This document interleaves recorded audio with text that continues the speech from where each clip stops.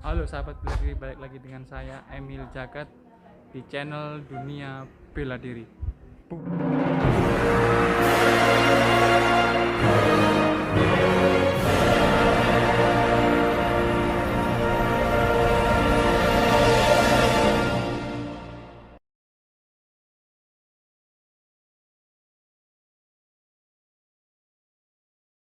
Halo sahabat bela diri, inilah beliaunya, ayahanda saya, orang yang paling berjasa dalam hidup saya. Mungkin atlet Persina Sasat tahulah semuanya, yang mungkin yang senior seperti Mas Usman, Mas Eka Yulianto, bahkan mungkin hampir semualah. Beliau ini adalah termasuk pelatihnya Mas Usman, seorang legenda dari Persina Sasat. Jadi kita tanya, kita cari tahu seperti apa motivasi beliau. Ya, inilah Bapak Haji Antong Samijo. Mungkin dari perguruan Persina Sasat semuanya tahulah beliau ini siapa. Jadi kita tanya, banyak request, banyak permintaan di chat, coba wawancara ayah sendiri yang termasuk orang yang berpengaruh di perguruan Persina Sasat. Nah, kan Persina Sasat katanya lahirnya baru 93, tapi kok beliaunya udah umur segini. Dulu basicnya apa? Kita tanya ya teman-teman. Gimana kabarnya ya sekarang? Alhamdulillah, Allah paling sehat walafiat sampai sekarang dalam keadaan sehat, sesuai dengan doa dari anak-anak maupun anak didik saya. Allah paling sekarang dalam keadaan sehat walafiat. Ya, semoga orang tua saya, mungkin orang tua semualah dari program Persina Sasat, kita doakan ayah ini diberi umur panjang, Amin, diberi selalu sehat, amin, diberi lancar rezekinya, amin, amin, dan amin, diberi yang barokah. amin. Ya, banyak orang nanya, kok ayah ini awet muda, ini kenapa ya? Alhamdulillah, ya selain kita menggunakan ilmu lupus itu lupa usia. Sekarang kalau tidak muda gimana? Saya sehari-hari kumpul dengan anak cabai rawit. Di saat saya melatih anak-anak cabai rawit, saya kumpul dengan pra-remaja. Saat saya melatih pra-remaja, saya melatih remaja, jiwa saya seperti remaja, melatih dewasa. Bahkan kalau ketemu dengan pengurus, kita bisa menjiwai seorang jiwa pengurus. Jadi lengkap. Umpama saya ketemu anak cabai rawit, hati saya seperti anak cabai rawit. Umpama kita ketemu dengan pra-remaja, hati saya seperti anak pra-remaja. Remaja juga begitu. Lah, di saat-saat itulah yaitu pengeterapan ilmu lupus, jadi lupa usia. Nanti kalau orang-orang ngomong saya awet muda, ya wajar, karena di dalam hati saya itu ada jiwa cabai rawit, pra-remaja, remaja, itu kuncinya itu. Karena iya, banyak yang iri. Soalnya kan dulu murid-muridnya atau mungkin yang pernah latihan di sini, kok Bapak awet muda, rahasianya apa? Banyak yang nanya ya. iya. Nah, jadi kuncinya ternyata bisa menempatkan diri di yang, kalau jadi remaja ya jadi remaja, kuncinya di situ berarti. Siap. Jadi iya, nggak monoton gitu ya. Iya. Mungkin penampilan juga berpengaruh ya. Ya, salah satunya itu. Makanya kalau kita menggunakan ilmu lupus itu kita lupa kalau usia kita itu 60, lupa. Karena kenapa? Ya dipikir kalau saat kita macam seperti ABG ya berarti ya casingnya saja, tapi sebetulnya ilmunya sudah tua. Gitu. Oke. Mungkin intermezzonya sedikit itu ya, karena kan pertanyaan awal yang sering muncul anak-anak kesini waktu silaturahim ke ayah itu ya kok awet muda itu gimana itu, intermezzo. Iya. Oke, tapi pokok pembicaraan kita nggak di situ teman-teman. Jadi banyak yang nanya tentang sejarah Persina Sasat. Salah satunya Mas Usman ya. Mas Usman waktu saya wawancara itu pernah menyebutkan salah satu pelatih awal saya itu Bapak Antong Samijo, seorang legenda itu. Mas Usman kan legenda. Sebelum Mas Usman ada yang Persina juara nasional, Mas Usman udah juara nasional. Berarti kan ada sosok yang di dalamnya beliau yang membuat beliau menjadi juara nasional. Ternyata yang disebutkan adalah ayah ini. Nah, itu sejarahnya gimana sih ya? Kok? Jadi begini, Usman itu mulai sejak mereka deklat di Gading, itu insya Allah angkatan kedua gitu. Lah, itu saya sudah melirik, bener badannya besar tapi lentur.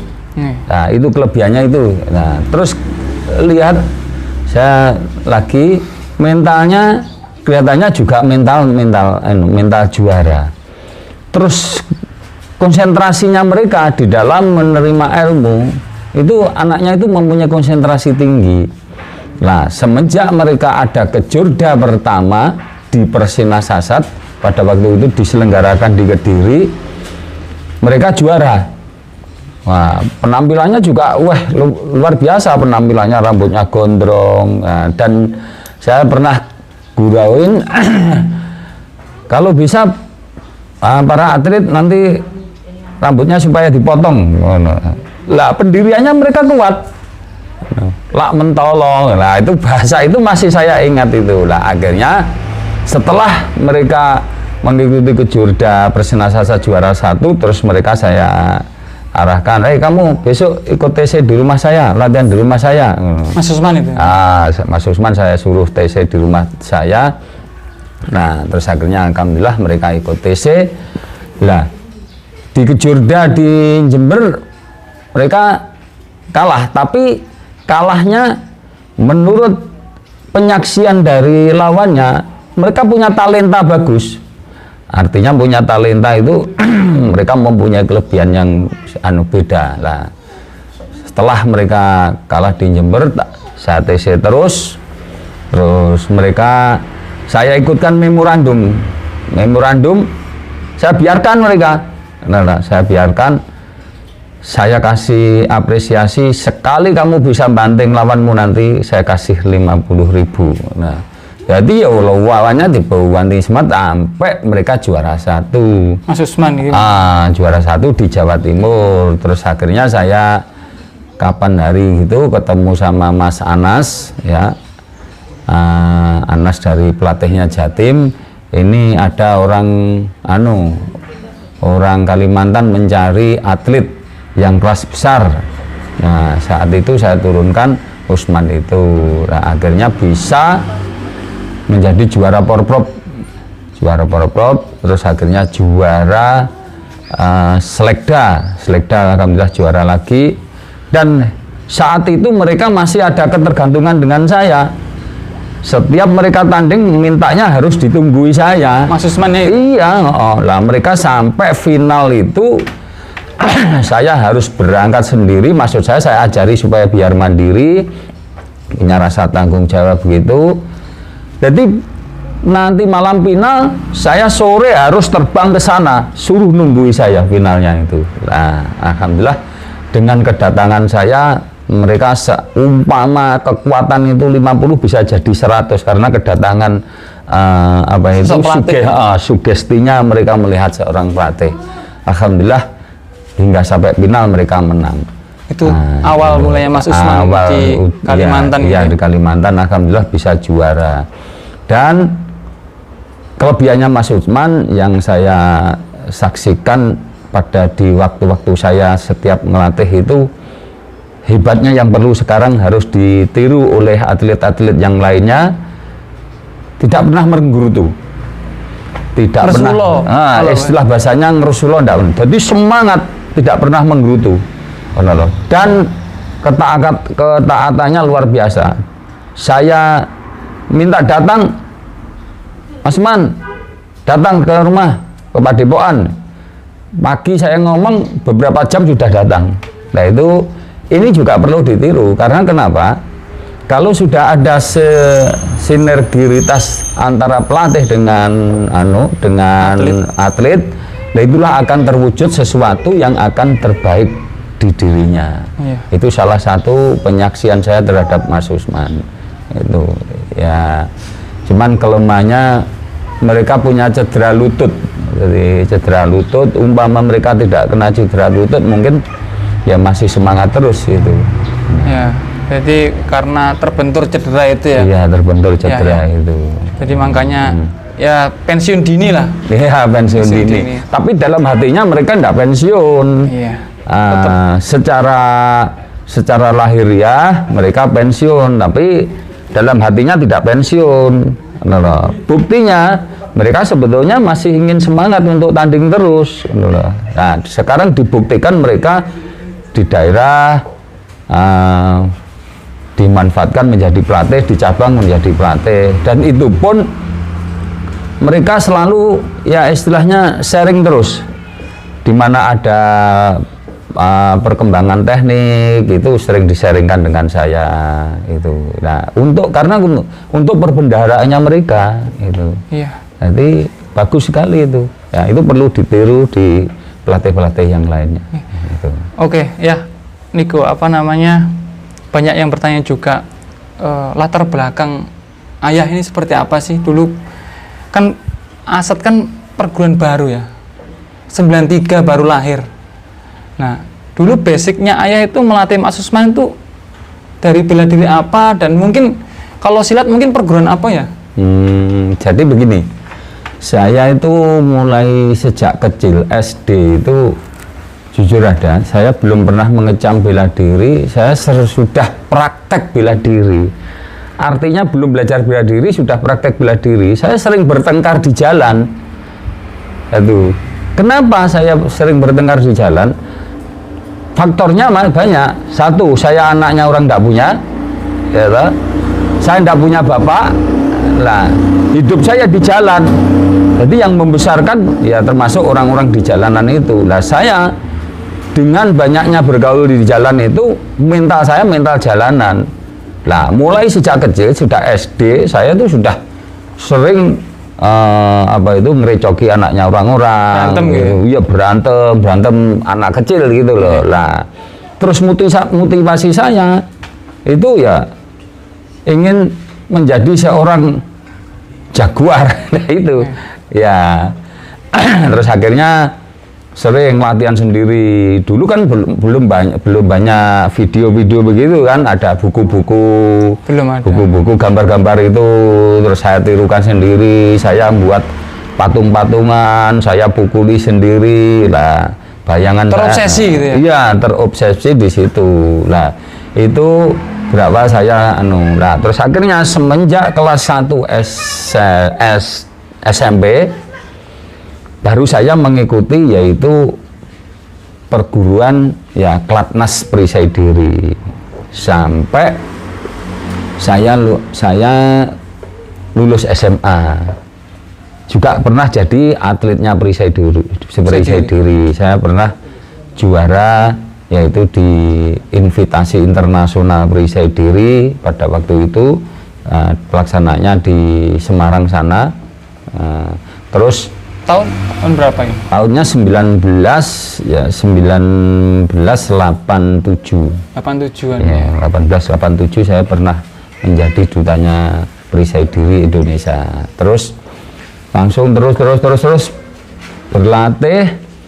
Saya 2 kali juara Jawa Timur.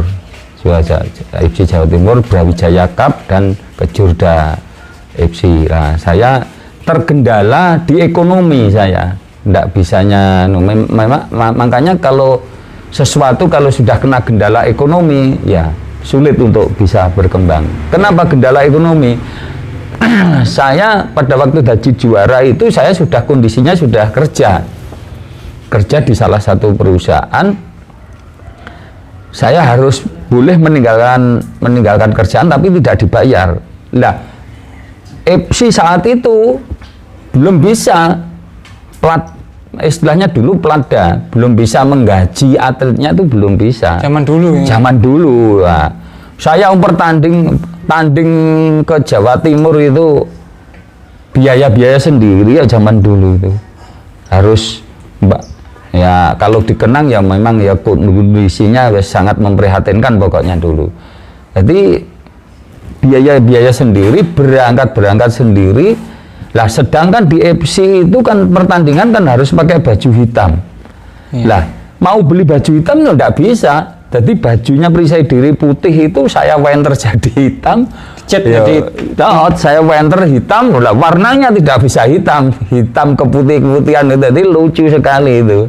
Ya pokoknya sangat memprihatinkan. Makanya bagi atlet-atlet yang saat ini, syukurlah sekarang pemerintah FC sudah peduli untuk pembiayaan, bahkan sekarang banyak para juara yang ditempatkan menjadi apa itu PNS dan sebagainya. Lah saya dulu berangkat biaya sendiri, TC tidak ada ganti, hanya dikasih transport PP aja itu. Nah kendala saya itu lah, sedangkan perusahaan yang saya tempati itu tidak bisa lama-lama saya. Terus akhirnya saya memutuskan itu menjadi kerja kerja.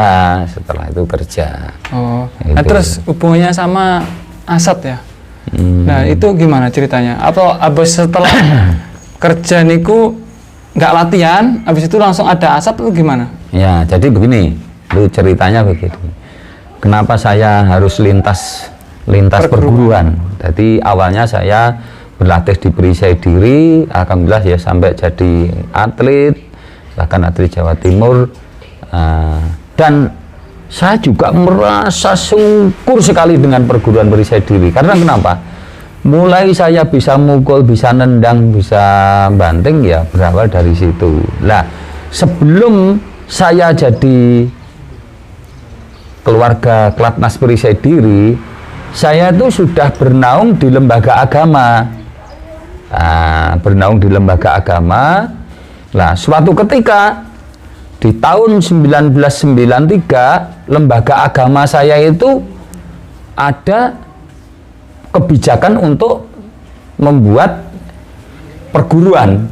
Lah dari situlah aku berpindah menjadi warga perguruan yang di lembaga agama itu tadi. Jadi nggak seakan-akan ada masalah itu? Enggak, bahkan saya sendiri secara birokrasi, secara kekeluargaan saya tetap menghargai. Jadi secara kekeluargaan, Mas Leo masih kecil itu, saya pindah ke situ itu, pindah agama itu masih punya anak Mas Leo dan Mbak Cindy.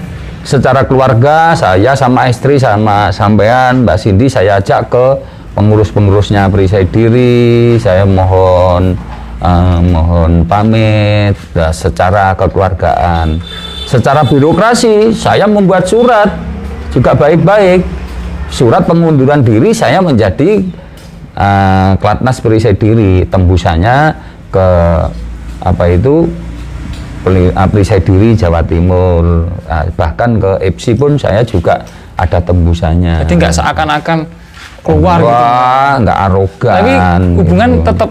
Wah, alhamdulillah di mana saja saya dengan keluarga Perisai Diri ya masih bagus. Saya dengan keluarga Platnas Perisai Diri Kota Kediri, Kabupaten masih bagus di mana saja. Baju-bajunya masih ada ya? Baju masih saya. Nanti ya mulai dari celana. Baju legenda dari Perisai Diri nanti kita liput seperti apa? Iya. Jadi masih ada semua. Dulu nggak, berarti pas waktu pindah ke perguruan itu ceritanya seperti itu ya? Jadi nggak seakan-akan ada masalah. Kan takutnya orang beranggapan ada masalah ini pasti enggak ada masalah. Dan tetap baik juga di perguruan Perisai Diri. Iya. Oh ya. Jadi berarti ikut silat itu berarti mulai dari Perisai Diri. Jadi dari kecil sebenarnya bela dirinya memang udah. Iya. Kalau pertamanya bela diri alam saya. Jadi mulai. Nggak ada YouTube ya? Nggak ada. Ada YouTube, nggak ada internet. Gitu ya. Terus sejak melatih itu sejak melatih di sini ya, itu memang tahun 93 itu udah melatih atau? Begini, saya kan orangnya maniak toh. mania dengan pencak silat. Pada waktu saya masih di Perisai Diri itu, sebelum tahun 2000 itu sudah ada anak dari Perisai Diri itu saya tampung di sini, saya ajak latihan bareng karena basic saya dulu atlet. Nah, saya ajak latih bareng karena bukan pelatih saya saat itu, atlet. Jadi ada latihan yang bareng, latihan bareng tapi diajak ke rumah gitu ya? Iya, saya ajak rumah sini, saya ajak latihan lah. Dengan naluri itu, semenjak adanya Persinasasat tahun 2000, salah satu yaitu murid Padepokan pertama kali ya Usman itu. Usman dari Lamongan itu lah, terus latihan di sini mulai sejak itu, terus bina terus genap 6 bulan. Genap 6 bulan saya latih. Di sini 6 bulan? Iya, genap 6 bulan tapi rutinitas. Itu pagi sore latihan, tanding di Kaltim juara, terus akhirnya di Prapon menang, terus akhirnya di Palembang sana 2004 alhamdulillah juara. Oh ya, maaf ini ada yang bertanya. Dulu itu memang latihan di sini ada biaya tuh ya? Alhamdulillah tidak ada biaya saat itu nggak ada ya? Tidak ada biaya. Karena memang iya. Basicnya memang ya memang apa ya, kok bisa gitu ya? Orientasinya yaitu karena semangat aja. Jadi ya saya itu kan kata orang itu saya itu gila silat. Tapi untuk supaya kita senang, apa itu tidak ngerundel dan sebagainya, harus disertai jiwa, istilah bahasa Jawanya gendeng dengan silat gitu loh. Kalau sudah gendeng sudah tidak pikir apapun jalan karena gendeng silat itu. Tahun berapa nih ya, Mas? Sebelum tahun 2000 saya sudah gendeng silat gitu loh. Apalagi setelah kebijakan di kelembagaan agama saya ada silat ini, saya lebih gendeng lagi. Istilah peribahasanya pucuk dicinta ulam pun tiba. Seneng silat kon ngurusi silat wes lebih senang lagi gitu. Tapi sampai sekarang alhamdulillah masih. Alhamdulillah Allah maring saya sampai hingga detik ini saya tetap berkomitmen. Saya terus sampai titik darah penghabisan saya insya Allah menggeluti dunia persilatan. Ada orang begini, kok tetap Pak Anton Samijo masih melatih apa? Enggak ada generasinya. Ada generasinya termasuk sampean, Pak Usman. Tapi karena ini sudah mendarah mendaging di saya. Saya itu kalau ada pertandingan silat itu, kalau peribahasanya umur saya seakan-akan tambah 1000 tahun lagi ya. Jadi melihat silat, apalagi yang tanding anak didik saya, apa anak saya, kesenangan saya itu seakan-akan ingin hidup 1000 tahun lagi. Ini loh. Jadi memang udah gila silat. Kadang ada kan ya, yang latihan semangat tapi suruh mati ya kan udah berarti memang gimana itu ya? Ya memang kadang agak bentur kerja. Ada memang pelatih itu ya ada yang bisanya melatih karena sudah bisa mendang, bisa mukul, bisa banting. Ya ini mohon maaf kalau melatih yang model begitu gampang. Yang paling sulit itu melatih yang belum pernah bisa nendang, belum pernah bisa mukul, iya. Itu ya, apalagi sudah keadaan tua, wes. Tapi kesini maunya berlatih ya tetap saya latih karena mendasar ya kan, fondasinya di situ ya. Iya. Kalau moles orang yang udah bisa nendang mukul ya gampang itu. Karena butuh kesabaran ya. Iya, butuh kesabaran. Itu ya. Nah, justru ayah di sini itu melatihnya para pemula-pemula bentuk karakter semua. Iya, membentuk pondasi, pondasi. Bukan berarti ya nun sewu, mohon maaf, ini saya bisanya hanya melatih mukul, nendang, banting, enggak. Ya, karena perkembangan silat itu saya tahu supaya.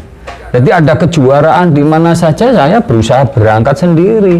Karena kenapa? Saya biar tidak ketinggalan perkembangan silat seperti sampean tanding di mana saja saya harus datang, Selekda tanding saya harus datang, Mas Usman tanding, Mas Eka tanding yang pernah latihan di sini. Selama saya tidak ada kerepotan, saya mesti berangkat sekaligus melihat perkembangan dunia persilatan. Yang mungkin yang di sini pernah latihan ya, yang udah juara di internasional.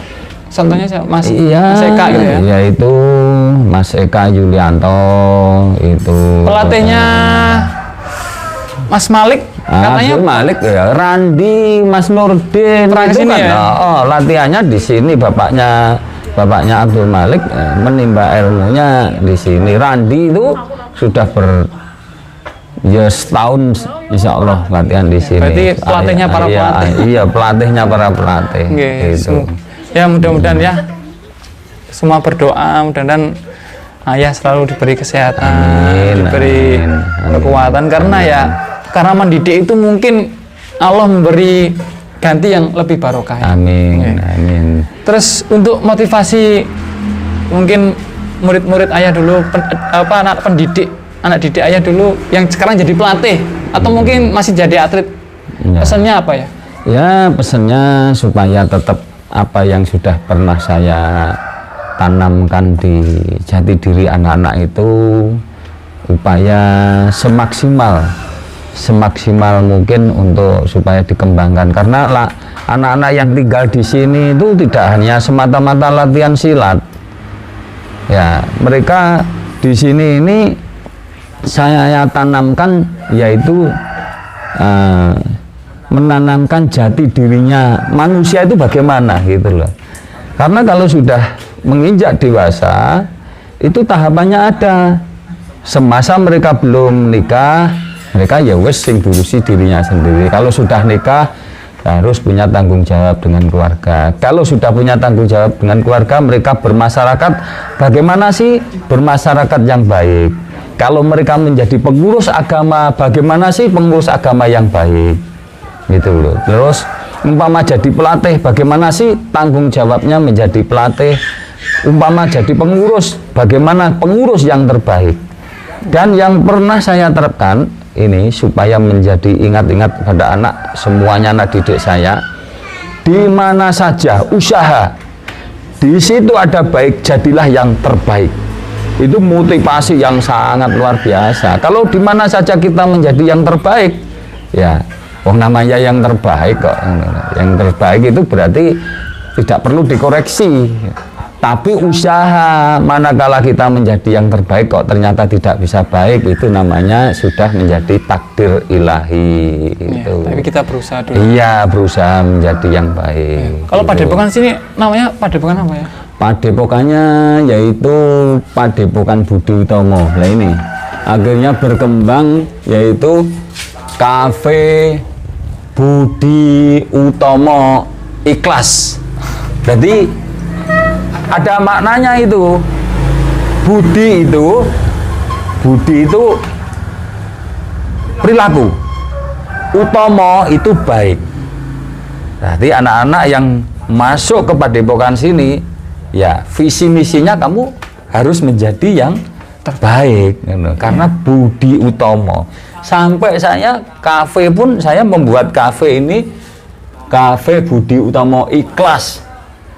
Ikhlas ini artinya ya ikhlas 24 jam makan minum ya bisa membuat sendiri, ikhlas.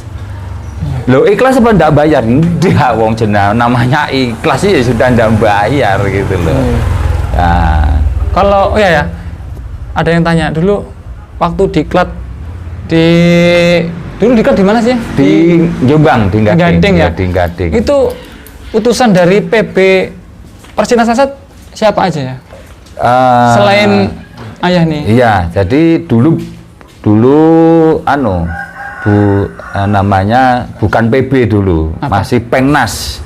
Nah, pelatih Pengnas saat itu yaitu saya, Antong Samijo, ya, terus Bakhtiar Mukti,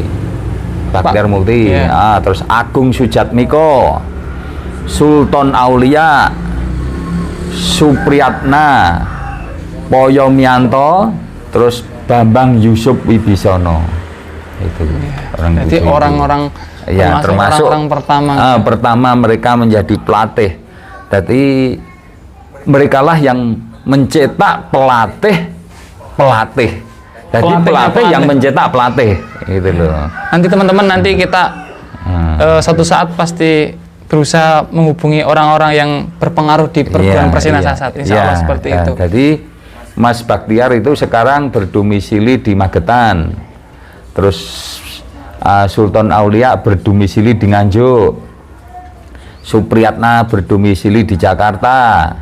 Agung Sujatmiko berdomisili di Jakarta. Bambang Yusuf Wibisono di Jakarta. Itu domisilinya anak-anak itu. Oke, insya Allah nanti kita ada waktu longgar, kita insya Allah berangkat ke Jakarta, mau cari tahu motivasi dulu ceritanya perguruan Persinasasat ya. Gitu. Oke, nanti kalau usaha ya sekarang? Saya sehari-hari PNS. Maksudnya PNS itu pegawai negeri silat saya. Kerjaan saya menjadi PNS, pegawai negeri silat. Ya, pagi sore ngelatih, ketemuan anak kecil. Kalau sampingannya yaitu jual peralatan. Oke, nanti kalau mau itu pesen ya, nanti ada linknya di bawah ini ya. Silakan butuh matras atau mungkin peralatan silat, beli di tempat seorang legenda dari Persinasasat, pelatihnya, para pelatih, monggo. Mungkin nanti bisa nular semangatnya insya Allah ya. Jadi siapa tahu orang kan belanja kadang ya, tempatnya seorang yang berpengaruh di Persinasasat, mudah-mudahan nanti saya jadi orang yang semangat di Persinasasat. Mungkin itu ada yang seperti itu ya. Oke, kalau orang mau latihan ke sini boleh ya, kecuali selain dari perguruan Persinasasat. Loh, namanya saya kan ketua lembaga pelatih FC Kota Kediri. Jadi anak-anak yang latihan di sini ya anak PSHT ada, anak Pagar Nusa ada. Nggak apa-apa ya? Nggak apa-apa. Biasanya kan ada orang yang nggak apa-apa. Oh, bukan untuk umum gitu. Di sini umum ya, berarti nggak harus Persinasasat yang latihan di sini. Kan padepokan saya itu namanya Padepokan Silat Budi Utomo. Jadi namanya Padepokan Silat Budi Utomo, siapa saja ingin berguru di sini boleh.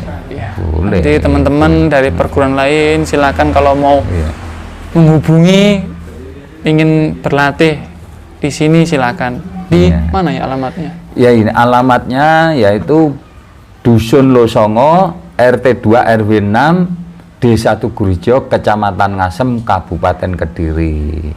Nomor HP 08133888 354. Itu nomor HP. Kalau pesan peralatan juga di situ? Iya, di nomor itu juga bisa. Makanya usaha peralatan saya itu UD 354 spot. 354 itu kode Kediri. Untuk memudahkan aja. 354. Nah, kode Kediri kan 0354 untuk memudahkan orang berpikir aja. Iya. Siap. Mungkin teman-teman sedikit bincang-bincang pada ayah saya, orang yang berpengaruh di mungkin pelatihnya, para pelatih yang berpengaruh ya, beliau ini khususnya juga saya. Ini adalah motivasi saya, semangat saya ya, beliau ini. Jadi nanti kalau teman-teman ada yang kurang saya tertanyakan, ada yang kurang saya ulik lagi, apa mungkin teknik atau mungkin strategi pertandingan, silakan komen di bawah. Nanti kalau udah ngumpul, kita datang lagi ke ayah, kita tanya, kita cari tahu teknik apa atau seperti apa, silakan komen. Apa nanti komen di bawah ada, datengin Pak Baktiar dulu, atau mungkin Pak Sujatmiko yang orang-orang yang terpengaruh, monggo kita. Terus juga silakan komen kalau ada atlet bela diri yang membutuhkan, teman-teman ya, membutuhkan, terus kondisinya kurang mampu, Ya, silakan komen di bawah. Ya, nanti insya Allah kalau kita longgar, kita bantu, kita liput. Setidaknya kita silaturahim, dulu pernah juara apa dan kurang perhatian seperti apa. Ya, oke teman-teman, terima kasih telah mendukung channel kami. Jangan lupa di like, share, dan subscribe. Oke, assalamualaikum warahmatullahi wabarakatuh. Waalaikumsalam.